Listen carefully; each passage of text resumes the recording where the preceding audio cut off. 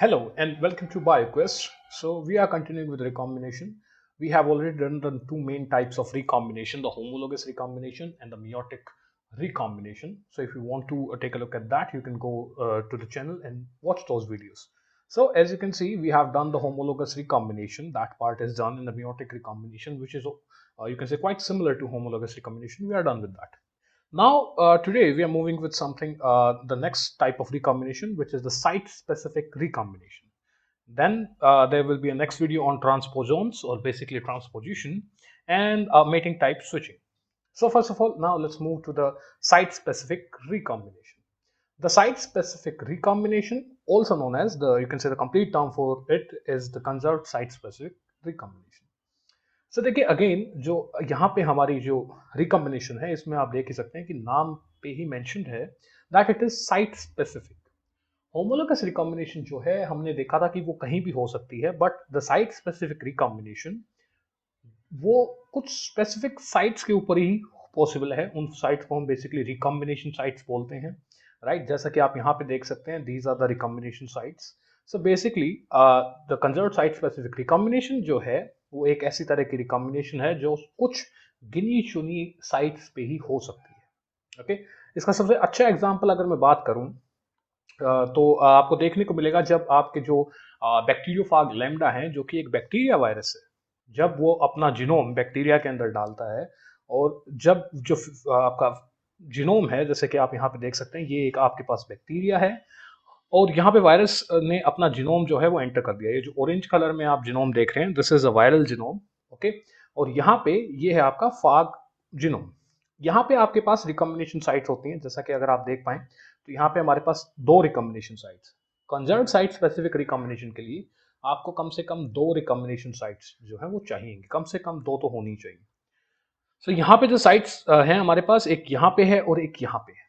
Basically again अब recombination होगा इनमें। बेसिकली ये जो है आपका फाग जो जीनोम है वो बैक्टीरियल जीनोम के साथ यहाँ पे इंटीग्रेट कर जाएगा। सो ये वन ऑफ द बेसिकली इस टाइप का जो साइट स्पेसिफिक रिकॉम्बिनेशन है, ये कई तरह की होती है। इसमें अलग अलग चीजें आपके पास पॉसिबिलिटी होती है। आप इसमें डिलीशन भी पा सकते हैं, डिलीशन भी पॉसिबल है, इंसर्शन भी पॉसिबल है और इन्वर्जन भी पॉसिबल है। So there are a number of different possibilities here. Okay, but again there are few points that first of all it will be on specific sites. At least you require at least two sites, the presence of two sites is required. जैसा कि यहाँ पे मैंने जो बात की, आपको दो साइट है हमारे पास, एक फाग जीनोम में और एक बैक्टीरियल जीनोम में, right? Now the recombination site जो है इसके पास दो सेगमेंट होते हैं, जैसा कि अगर आप यहाँ पे जूम करके देख भी सकते हैं। हम थोड़ा सा चलिए अंदर चलते हैं। तो जैसा कि आप देख सकते हैं यहाँ पे जो हमारी रिकॉम्बिनेशन साइट है ये दो पार्ट्स में डिवाइडेड है, as you can see, right? We have this one and this one. So we have two parts basically. Same with the recombination site जो कि आपके बैक्टीरियल जीनोम पे प्रेजेंट है, यहाँ पे भी आपके पास दो साइट्स है। तो यूजफुली आपकी रिकॉम्बिनेशन साइट्स जो है वो आपको दो तो मिलेंगी ही मिलेंगी। दो सेगमेंट्स हैं आपके रिकॉम्बिनेशन साइट्स के। ओके, यूजुअली कुछ इस तरीके से आपको देखने को मिलेगा, दो अलग अलग सेगमेंट मिलेंगे रिकॉम्बिनेशन साइट में। जो एक सेगमेंट है वो क्या करता है, वो you can say that is the space जहां पे आपका जो रिकॉम्बिनेज एंजाइम है, अगेन क्योंकि रिकॉम्बिनेशन अपने आप तो होने से रही, आपको एंजाइम्स की जरूरत पड़ने वाली है। सो जहां पे आपका रिकॉम्बिनेज एंजाइम जो है वो अटैच करेगा, राइट, वो आपका एक सेगमेंट है, राइट, और दूसरा सेगमेंट है जहां पे एक्चुअली में कट लगेगा, right? So we have two segments, एक जहां पे रिकॉम्बिनेज एंजाइम जुड़ेगा और दूसरा जहां पे वो कट लगाएगा। यूजली जो रिकॉम्बिनेशन साइट्स होती हैं ये ज़्यादा बड़ी नहीं होती, इनका साइज जो है वो हालांकि वेरी कर सकता है, लेकिन यूजली ज़्यादा बड़ी नहीं होती हैं आपके पास। 20 बेस पेयर्स जो हैं आपके यहाँ पे रिकॉम्बिनेशन साइट का यूजुअल लेंथ होता है। अब इसके बाद बात करते हैं जो कंजर्व्ड साइट स्पेसिफिक रिकॉम्बिनेशन है, इसमें तीन अलग अलग तरह के जो अरेंजमेंट्स हैं वो आपको देखने को मिलेंगे। जैसा कि मैंने बताया आपको कि साइट स्पेसिफिक रिकॉम्बिनेशन में आप अलग अलग तरह की जो है डीएनए अरेंजमेंट्स पा सकते हैं। फॉर एग्जांपल यहाँ पे हम तीन को स्टडी करने वाले हैं। पहला है आपके पास यहाँ पे, जैसा आप देख सकते हैं, इंसर्शन। इंसर्शन में होगा क्या कि जो दो आपके मान लीजिए ये आपका, इसको हम डीएनए 1 बोलेंगे और इसको डीएनए 2। इंसर्शन या बेसिकली इंटीग्रेशन एक ही बात है यहाँ पे, ये दोनों आपस में जुड़ने वाले हैं। ओके, देन एक टाइप होगा आपका डिलीशन का। ये आपकी सेकंड टाइप की अरेंजमेंट है जो कि आप कंजर्व्ड साइट स्पेसिफिक रिकॉम्बिनेशन से प्राप्त कर सकते हैं। इसमें होता क्या है कि देखिए again as you can see these are the two recombination sites. यहाँ पे डिलीशन में होता क्या है कि देखिए ये वाली जो रिकॉम्बिनेशन साइट है यहाँ पे कट लगेगा, एक यहाँ पे कट लगेगा, और x जो है वो सिर्फ वो y से जुड़ जाएगा और a जो है वो b से जुड़ जाएगा। सो बेसिकली जैसा इंसर्शन में हुआ था ना उसका जस्ट अपोजिट। यहाँ पे आप देख सकते हैं कि आपके पास एक रिकॉम्बिनेशन साइट यहाँ पे है और दूसरी यहाँ पे है। Let's zoom in a little so that हम इसको अच्छे से समझ पाए। जैसा कि आप यहाँ पे देख पा रहे हैं हमारे पास दो रिकॉम्बिनेशन साइट है, तो पहला कट यहाँ लगेगा, दूसरा कट यहाँ लगेगा। ओके, x जो है वो a के साथ जुड़ जाएगा और b जो है वो y के साथ जुड़ जाएगा। ये आपके जो है, तो एज अ रिजल्ट क्या होगा कि जो आपका ये डीएनए 1 है, इसको मैंने डीएनए 1 कहा था, ये आपके डीएनए 2 के साथ इंटीग्रेट हो जाएगा या फिर उसमें इंसर्ट हो जाएगा। इसका जस्ट अपोजिट, तो इसको हम बोलते हैं यूजुअली इंसर्शन ही बोलते हैं हम इसको, इंसर्शन। इसके साथ साथ इसका जस्ट अपोजिट जो है वो आपको कहाँ देखने को मिलेगा, डिलीशन में। डिलीशन में अगर आप ध्यान दें तो इसका एग्जैक्ट अपोजिट हो रहा है यहाँ पे। क्या, देखिए यहाँ पे आपके पास दो सेगमेंट ऑफ डीएनए है, एक आपका ब्लू कलर का है, उसके बीच में आपको एक ऑरेंज कलर का डीएनए दिख रहा है। सो आपके पास अगेन दो डीएनए है, दो रिकॉम्बिनेशन साइट्स। अगेन एक यहाँ पे ये रही आपकी रिकॉम्बिनेशन साइट, दूसरी ये है। एक कट यहाँ पे लगेगा, एक कट यहाँ पे लगेगा। एक्स जो है वो वाई के साथ जुड़ेगा, ए जो है वो बी के साथ। एज अ रिजल्ट होगा क्या, जैसा कि आप देख सकते हैं कुछ इस तरीके से पहले जो है आपकी शेप बनेगी, उसके बाद ए बी से जुड़ेगा और एक्स वाई से। एज अ रिजल्ट ये वाला जो सेगमेंट है, ये वाला सेगमेंट डिलीट हो जाएगा बीच में से। तो इसको हम बोलते हैं डिलीशन। अब देखिए इसमें रिकॉम्बिनेशन साइट्स की ओरिएंटेशन भी बहुत मायने रखती है। अब अगर हम इन दो डीएनए को कंपेयर करें, दोनों रिकॉम्बिनेंट डीएनए हैं, दोनों के अंदर आप देख सकते हैं कि ऑरेंज और ब्लू दो कलर के हमारे पास डीएनए हैं। बट आप ध्यान से देखें तो यहाँ पे एरो है जो कि कुछ इस तरह का है, और यहाँ पे एरो है जो इस तरह का है। जो एरो है वो आपको बताता है यहाँ पे the orientation of the recombination site, और जो ओरिएंटेशन है वो बहुत ज्यादा यू कैन से वो काफी इंपॉर्टेंट है समझने के लिए। आइए देखते हैं कैसे। जैसे कि आप यहाँ पे देख सकते हैं जो दोनों रिकॉम्बिनेशन साइट हैं दोनों एक ही ओरिएंटेशन में प्रेजेंट है, दोनों राइट की तरफ फेसिंग है, राइट। और एक्चुअली में इसमें और इसमें दोनों डीएनए जो हैं आपके लग तो एकदम एक जैसे रहे हैं, बट डिफरेंस सिर्फ इतना है कि रिकॉम्बिनेशन साइट्स की ओरिएंटेशन इसमें अपोजिट है और इसमें आपकी सेम डायरेक्शन में। एज अ रिजल्ट होगा क्या, अगेन कट लगेगा, एक यहाँ पे एक यहाँ पे। लेकिन क्योंकि आपकी जो रिकॉम्बिनेशन साइट्स हैं वो अपोजिट फेसिंग है, जो ज्वाइनिंग है इसके अंदर क्या हुआ था, एक्स जो है वो वाई,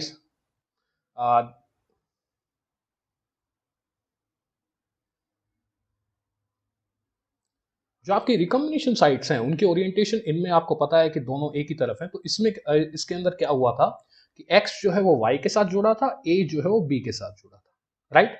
लेकिन क्योंकि इस केस के अंदर हमारे पास जो रिकॉम्बिनेशन साइट्स हैं इनके ओरिएंटेशन अलग है, तो होता क्या है कि x y के साथ नहीं जुड़ेगा, यहाँ पे x जुड़ेगा d के साथ और y जुड़ेगा c के साथ। तो एज अ रिजल्ट कुछ इस तरीके से आपका ये जो आपका रिकॉम्बिनेज स्टेप है वो कुछ इस तरीके से काम करेगा कि जो आपका C है जो कि पहले X से जुड़ा हुआ था, अगर आप ध्यान दें, वो अब Y के साथ जुड़ जाएगा, और जो आपका D है जो पहले Y के साथ जुड़ा हुआ था वो X के साथ जुड़ जाएगा।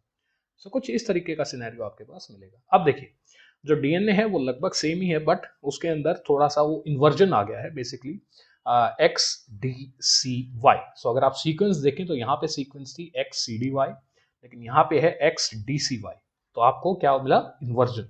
सो ये भी पॉसिबल है, अगेन इट वेरीज कि आपकी जो ओरिएंटेशन है रिकॉम्बिनेशन साइट्स की वो क्या है।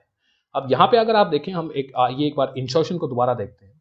अगर दोनों की यहाँ पे रिकॉम्बिनेशन साइट्स दोनों के दोनों एक ही डायरेक्शन में है तो एक्स ए के साथ जुड़ा, बी वाई के साथ जुड़ा। लेकिन अगर क्या हो कि अगर इसकी रिकॉम्बिनेशन साइट उस तरफ हो और इसकी इस तरफ, मतलब ओरिएंटेशन अपोजिट हो, तो उसमें क्या होगा कि एक्स जो है वो ए जो है वो वाई के साथ और बी जो है वो एक्स के साथ। तो यहाँ पे जो अभी सीक्वेंस आ रही है एक्स बी ए वाई वो नहीं आएगी, इसकी बजाय अगर इन दोनों की रिकॉम्बिनेशन साइट्स कुछ इस तरीके से होती तो आपको सीक्वेंस मिलती X A B Y. So recombination sites की जो ओरिएंटेशन है वो आपकी इन्वर्जन भी करा सकती है, राइट। वो डिलीशन में जो इंसर्शन हो रही है उसको भी चेंज कर सकती है। सो बेसिकली ये सब पॉसिबल है, इंसर्शन, डिलीशन, इन्वर्जन, ये किन चीज़ों पे वेरी कर रहा है। यहाँ पे आपको देखने वाली बात ये है कि पहली बात तो रिकॉम्बिनेशन साइट्स कहाँ हैं, और दूसरी बात देखने वाली ये है कि रिकॉम्बिनेशन साइट्स की ओरिएंटेशन क्या है। So, इस तरीके से आपको कंजर्व्ड साइट स्पेसिफिक रिकॉम्बिनेशन में तीन अलग तरह के अरेंजमेंट्स जो है मिल सकती हैं। अब देखिए, जैसा कि मैंने आपको बताया था कि कंजर्व्ड साइट स्पेसिफिक रिकॉम्बिनेशन में एक्चुअली हर तरह की रिकॉम्बिनेशन में आपको सबसे पहले डबल स्टैंडर्ड ब्रेक्स देखने को मिलेगी। डबल स्टैंडर्ड ब्रेक्स के बिना रिकॉम्बिनेशन जो है वो पॉसिबल नहीं है। यहाँ पे डबल स्टैंडर्ड ब्रेक्स लगाने के लिए आपके पास जो एंजाइम होते हैं उनको बोलते हैं रिकॉम्बिनेजेस, राइट? रिकॉम्बिनेजेस रिकॉम्बिनेजेस जो हैं आपको यहाँ पे दो तरह के देखने को मिलेंगे जो हम आके डिस्कस करते हैं। लेकिन आइए देखते हैं ये काम कैसे करते हैं। जैसा कि आप यहाँ पे मैकेनिज्म देख सकते हैं, यहाँ पे एक ये जो है आपका एंजाइम है जिसको रैक SER लिखा है। इसका मतलब क्या है? देखिए, rack means recombinase and SER means serine. So serine इनको बोलते हैं हम सेरीन रिकॉम्बिनेजेस। आपको पता है सेरीन के ऊपर जो है एक हाइड्रोक्सिल ग्रुप OH, सेरीन एक तरह का अमीनो एसिड है, आपको पता ही होगा, जिसके ऊपर OH ग्रुप जो है वो अटैच है। यहाँ पे OH जो है वो क्या करता है कि जो आपका ये फोस्फोडाइस्टर बॉन्ड है जो DNA के दो बेसिस को कनेक्ट करता है उसके ऊपर अटैक करेगा न्यूक्लियोफिलिक टाइप का। सो यहाँ पे न्यूक्लियोफिलिक अटैक लगने की वजह से जो ये वाला बॉन्ड है आपका ये टूट जाएगा। That causes cleavage basically. यहाँ पे अब बॉन्ड जो है वो टूट गया है और जब रीजॉइनिंग होती है, अब मान लीजिए ये तो कट गया है तो ये आपका अलग चला जाएगा, लेकिन कोई जब नेक्स्ट आएगा तो उसके साथ जब रीजॉइनिंग होती है तो अगेन यहाँ पे जो सेरीन है वो अपना बॉन्ड वापस लेके जो फोस्फेट है वो दोबारा से बॉन्ड बना लेगा। It's a simple enough process. यहाँ पे देखिए हो कुछ नहीं रहा है। यहाँ पे अगर आप ध्यान दें तो यहाँ पे बस बॉन्ड्स की रीअरेंजमेंट हो रही है। There is nothing happening here but the rearrangement of bonds. ये बॉन्ड जो कि पहले यहाँ पे था, यहाँ पे रिकॉम्बिनेज के साथ बना और वापस से अगले बेस के साथ दोबारा यहाँ चला गया। तो बेसिकली अगर आप बात करें तो जो क्लीवेज है वो हो रही है और सिर्फ बॉन्ड्स जो है वो रीअरेंज हो रहे हैं। अगर आप इसके नाम पे ध्यान दें, दोबारा एक बार ऊपर चलते हैं, तो यहाँ पे इसको नाम दिया गया है कंजर्व्ड साइट स्पेसिफिक रिकॉम्बिनेशन। तो देखिए, साइट स्पेसिफिक मैंने आपको बता दिया कि इसको क्यों बोला जाता है, क्योंकि साइट स्पेसिफिक, क्योंकि ये कुछ आपकी जो फिक्स साइट्स हैं वहां पे ये आपको देखने को मिलेगा। रिकॉम्बिनेशन हम इसको इसलिए बोलते हैं क्योंकि यहाँ पे ऑब्वियसली DNA जो है वो रिकम्बाइन करता है। जो वर्ड कंजर्व्ड है इसको हम कंजर्व्ड साइट स्पेसिफिक रिकॉम्बिनेशन इसलिए बोलते हैं क्योंकि अगर आप यहाँ पे ध्यान दें तो यहाँ पे आपको बाहर से कहीं से भी एनर्जी की जरूरत या ATP की जरूरत नहीं पड़ी है।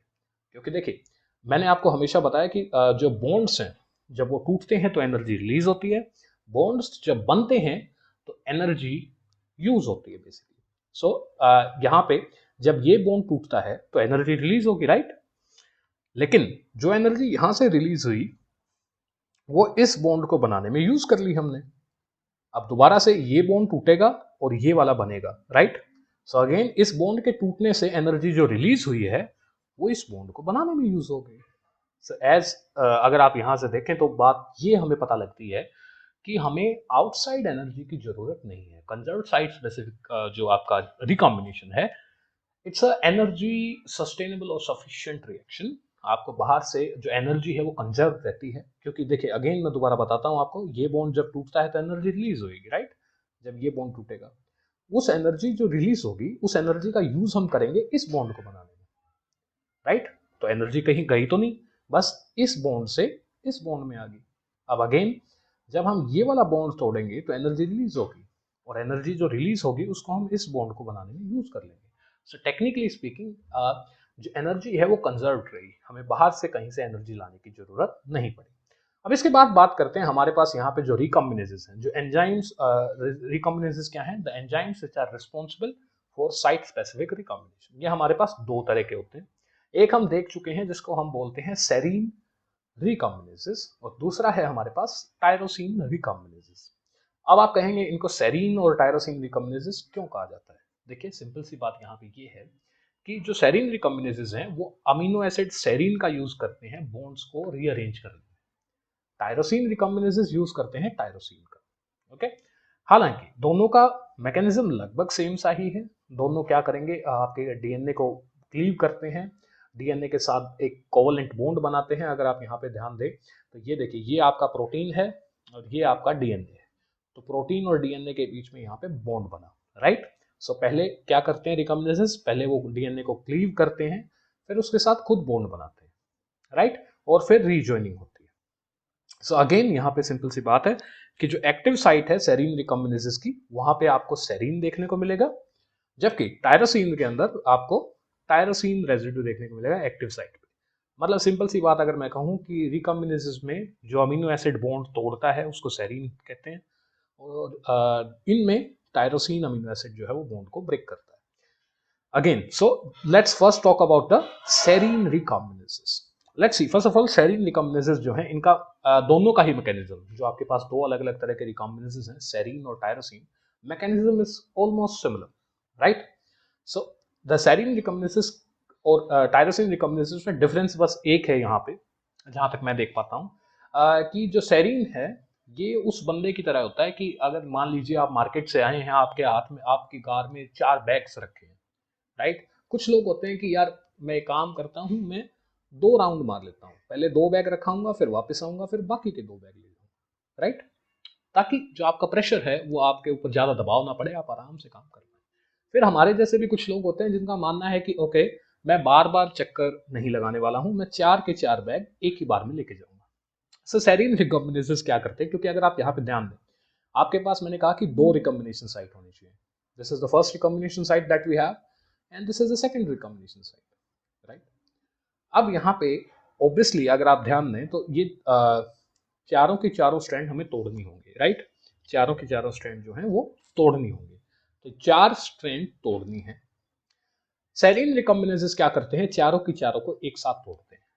टायरोसिन रिकॉम्बिनेसेस क्या करते हैं, पहले 2 को तोड़ेंगे, फिर अगली 2 को तोड़ेंगे। आइए समझते हैं कैसे काम करते हैं। सबसे पहले आ, आपको ये पता होना चाहिए कि एक रिकॉम्बिनेस एक ही स्ट्रैंड को ब्रेक करेगा, ओके? तो यहाँ पे हमें 4 स्ट्रैंड है, तो रिकॉम्बिनेसेस कितने चाहिए, 4 रिकॉम्बिनेसेस चाहिए। जैसे कि यहाँ पे है, आप देख सकते हैं R1, R2, R3, R4, okay? तो यहाँ पे ये क्या करेंगे, ये आपकी ये आपका होता है, दीज आर रिकॉम्बिनेशन साइट्स। तो जो ब्लू और ऑरेंज रीजन है, ये वाले, इनके ऊपर आपके रिकॉम्बिनेज एंजाइम्स, ये जो आपको दिख रहे हैं रीजन्स, इनके ऊपर ये बाइंडिंग साइट्स, यहाँ पे वो बाइंड करेंगे, कट यहाँ बीच में लगेगा, ओके? तो देखिए आइए कैसा होता है। यहाँ पे सबसे पहले बाइंड कर रहा है R1, यहाँ पे बाइंड कर गया R2, यहाँ पे बाइंड किया R3, और यहाँ पे बाइंड किया R4। मैंने आपको बताया था रिकॉम्बिनेशन साइट्स पे 2 सेगमेंट होते हैं, राइट? एक जहाँ पे रिकॉम्बिनेज जुड़ेगा, जो कि ये वाले पोर्शंस हैं, यहाँ पे रिकॉम्बिनेज जुड़ेंगे, और दूसरा जहाँ पे कट लगेगा, कट यहाँ पे लगेगा बीच वाले में।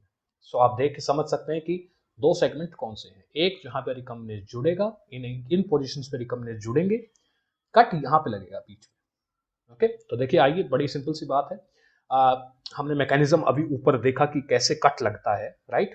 तो सेम चीज यहाँ पे होगी। एक बार वापस चलते हैं, देखिए अगेन कट कैसे लगा। जो आपका फोस्फोडाइस्टर बॉन्ड है, जो यहाँ पे आपकी जो 3 प्राइम कार्बन के साथ उसके हाइड्रोक्सिल के साथ फोस्फेट जुड़ा हुआ है, ये बॉन्ड टूट के, ये बॉन्ड यहाँ से टूट के इसके साथ सेरीन रिकॉम्बिनेज के साथ यहाँ पे बॉन्ड बनाएगा। सेम चीज यहाँ पे होगी। ऑब्वियसली जब आप समझ ही सकते हैं कि जब ये वाला बॉन्ड टूटेगा तो फोस्फेट जो है अब यूजली इस हाइड्रोक्सिल के साथ अटैच होता है, लेकिन ये बॉन्ड टूट गया है, अब ये R1 के साथ अटैच है। तो सारे के सारे जो रिकॉम्बिनेसेस हैं वो चारों एक साथ जाते हैं और एक साथ उन्होंने कट लगा दिए, ओके? नाउ इनका बड़ा सिंपल सा मैकेनिज्म है। आपको समझने की जरूरत ये है कि जो देखिए यहाँ पे अगर आप ध्यान दें तो R1 जो है, R1 आपका ये जुड़ता है R4 के साथ। अब आप कहेंगे सर ये क्यों, क्योंकि इनका अभी आप आगे हम जब स्ट्रक्चर देखेंगे तो आप समझ पाएंगे। R1 जो है वो जुड़ेगा R4 के साथ, R2 जो है वो जुड़ेगा R3 के साथ। सो बेसिकली आप कह सकते हैं 1 4 2 3, okay? So simple enough, as you can see, जो R1 है वो अपनी जो ये वाला सेगमेंट है, क्योंकि ये अब अलग हो चुका है, ये कट लग चुका है ना, यहाँ पे आप देखें तो डबल स्टैंडर्ड ब्रेक आ चुका है, ये आपका डबल स्टैंड ब्रेक है यहाँ पे। तो जो R1 है वो अपने वाले डीएनए को लेके R4 के पास जाएगा, तो हमारे पास ये सिनेरियो मिल जाएगा। R2 R3 के पास आ जाएगा कुछ इस तरीके से, ओके? और बस उसके बाद जो है रीजॉइनिंग हो जाएगी। मतलब रीजॉइनिंग कैसे, ये ऑक्सीजन जो है वो दोबारा से न्यूक्लियोफिलिक अटैक लगाएगा फॉस्फेट के ऊपर, तो आपका ये वाला बॉन्ड अब यहाँ पे जुड़ जाएगा, okay? So that is rejoining. इस तरीके से काम करते हैं आपके सेरीन रिकॉम्बिनेसेस। अब यहाँ पे डायग्रामेटिक इसमें समझने के लिए बड़ा आसान है, लेकिन जब एक्चुअल में हम देखें क्या हो रहा है तो कुछ इस तरीके से बात बनती है। अब आप कहेंगे सर ये क्या है, देखिए ये 2 डीएनए है आपके, ये डीएनए 1 है, डीएनए 2 है। यहाँ पे ये आपके हैं सेरीन रिकॉम्बिनेसेस। ये आपका एक, just a second, let me show you.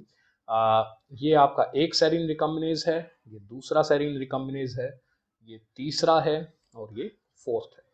तो हम इनको नेमिंग कर देते हैं 1 2 3 4। तो ये जुड़ेंगे, ये कट लगाएंगे, उसके बाद हमारे पास 4 अलग अलग डीएनए है, ये वाला, ये 4 अलग अलग स्ट्रैंड्स है।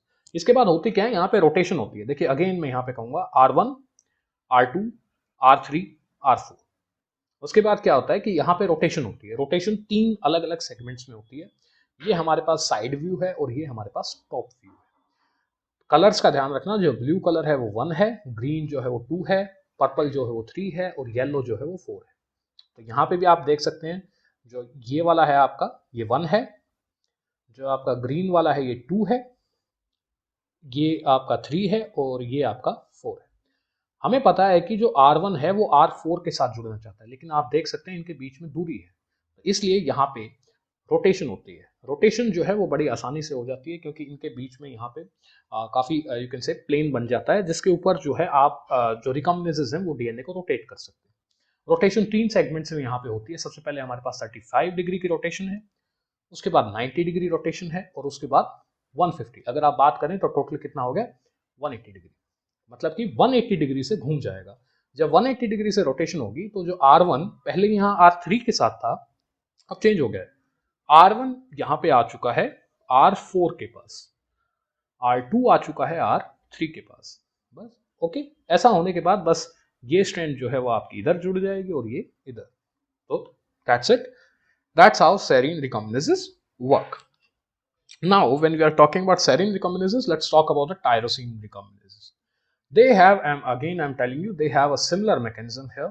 Okay, simple enough process. So tyrosine recombinases जो है, इसका सबसे बेस्ट एग्जांपल आई थिंक आपका क्री एंजाइम जो है, ये फाग P1 के अंदर देखा जाता है। जो एंजाइम है उसका नाम है क्री। ओके, सो क्री आपका क्या है, एक टायरोसिन रिकॉम्बिनेज का एग्जांपल है और जो रिकॉम्बिनेशन साइट है उसको हम बोलते हैं लॉक्स। सो क्री लॉक्स रिकॉम्बिनेजेस, टायरोसिन रिकॉम्बिनेजेस का अगर एग्जांपल कोई आपसे पूछे तो आप कह सकते हैं क्री रिकॉम्बिनेजेस जिनकी साइट लॉक्स है। नाउ जो टायरोसिन रिकॉम्बिनेजेस हैं, एक्चुअली हम एक काम करते हैं, हम क्री का एग्जांपल लेके ही समझते हैं। देखिए जो क्री जो टायरोसिन रिकॉम्बिनेजेस हैं, जो क्री रिकॉम्बिनेजेस हैं, ये दो फॉर्म में एग्जिस्ट करते हैं या दो कन्फर्मेशन या यू कैन से दो स्ट्रक्चर्स में एग्जिस्ट करते हैं। आपके पास कन्फर्मेशन 1 होती है और दूसरी होती है आपके पास कन्फर्मेशन 2। तो कन्फर्मेशन 1 जो है वो एक्टिव है, कन्फर्मेशन 2 जो है वो इनएक्टिव है। अब इस चीज को समझिए, एक्चुअली यहाँ पे हम इस मैकेनिज्म का यूज करेंगे समझने के लिए। अब देखिए आपके पास ये दो डीएनए हैं, क्योंकि आपको याद हो तो हमने पहले भी ब्लू और ऑरेंज कलर लिया था, यहाँ पे भी हम सेम यूज कर रहे हैं। ग्रीन कलर का मतलब है कि वो अभी 1 कन्फर्मेशन में है। तो देखिए चारों के चारों अगेन, क्योंकि 4 स्ट्रैंड हैं और चारों के चारों स्ट्रैंड्स को आपको अगर ब्रेक करना है तो आपको 4 रिकॉम्बिनेजेस चाहिए। तो 4 रिकॉम्बिनेजेस बाइंड एक साथ करेंगे लेकिन काम एक साथ नहीं करेंगे। ठीक है, तो सबसे पहले कोई दो, जैसे कि ये वाला और ये वाला, जो आपके टायरोसिन रिकॉम्बिनेजेस हैं, ये एक्टिव हो जाएंगे, ये कन्फर्मेशन 1 में जाएंगे। ये दोनों जो है वो 2 में रहेंगे, मतलब ये दोनों इनएक्टिव हैं, ये दोनों एक्टिव हैं। ग्रीन कलर मतलब एक्टिव है और पर्पल कलर या ब्लू कलर जो है यहाँ पे दैट रिप्रेजेंट्स इनएक्टिव है। ओके, अब देखिए होता क्या है, यहाँ पे ब्रेक्स लगेंगे। जो ये वाला, ये दोनों एक्टिव है ना, ये यहाँ पे ब्रेक लगा देगा, ये यहाँ पे ब्रेक लगा देगा। रिजल्ट क्या होगा हमारे पास, ये स्ट्रैंड देखिए यहाँ पे टूट चुकी है, राइट, जो ब्लू स्ट्रैंड है, और ये वाली स्ट्रैंड ऑरेंज स्ट्रैंड भी यहाँ पे टूट चुकी है। तो बड़ी सिंपल सी बात है, पहले ये क्लीवेज होगी तो क्लीवेज ये पहली है, ये वाली स्ट्रैंड इसके साथ जुड़ जाएगी, ये वाली इसके साथ। तो आपके पास कुछ इस तरीके का स्ट्रक्चर आ जाएगा। आप इसको समझ पा रहे हैं? अब देखिए इन्होंने अपना काम कर लिया, अब ये इनएक्टिव हो जाएंगे, ये कन्फर्मेशन 2 में चले जाएंगे जो कि इनएक्टिव होती है। जो यहाँ पे 2 और 3 हैं ये कन्फर्मेशन 1 में आ जाएंगे, मतलब एक्टिव फॉर्म में आ जाएंगे। और ओके, उसके बाद क्या होगा कि आपकी ये स्ट्रैंड है जो, और ये स्ट्रैंड है जो, इसके अंदर कट्स लगेंगे। यहाँ पे कट लगेगा और यहाँ पे कट लगेगा। ओके, यहाँ पे और यहाँ पे। अब कट लगने के बाद क्या होगा कि ये स्ट्रैंड इसके साथ जुड़ जाएगी और ये स्ट्रैंड इसके साथ जुड़ जाएगी। जैसा कि आप देख सकते हैं ये कट लग चुका है यहाँ पे, ये स्ट्रैंड पहले यूं थी, ये कट चुकी है अब। ओके, दो टुकड़ों में, this is the first part and this is the second part. Same इसके साथ हुआ है, कट लगा है और ये दो सेगमेंट्स में कट चुकी है। अब इसके बाद अगेन ये सिंपली इसके साथ जुड़ जाएगी, ये इसके साथ जुड़ जाएगी, आपका जो है स्ट्रैंड एक्सचेंज हो जाएगा। तो ये थे आपके डिफरेंट टाइप ऑफ रिकॉम्बिनेजेस, राइट। और हमने इसी के साथ देखा कि आपकी जो कंजर्व्ड साइट स्पेसिफिक रिकॉम्बिनेशन है वो कैसे होती है, हम इसको कंजर्व्ड क्यों बोलते हैं, हम इसको साइट स्पेसिफिक क्यों बोलते हैं।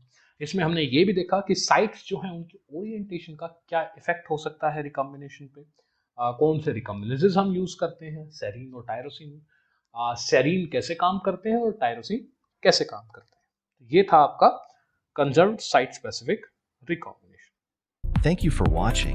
I hope you found this video helpful and informative. If you enjoyed the content, please give it a thumbs up and share it with your friends. Don't forget to subscribe for more videos. Hit the bell icon to stay updated with our latest uploads.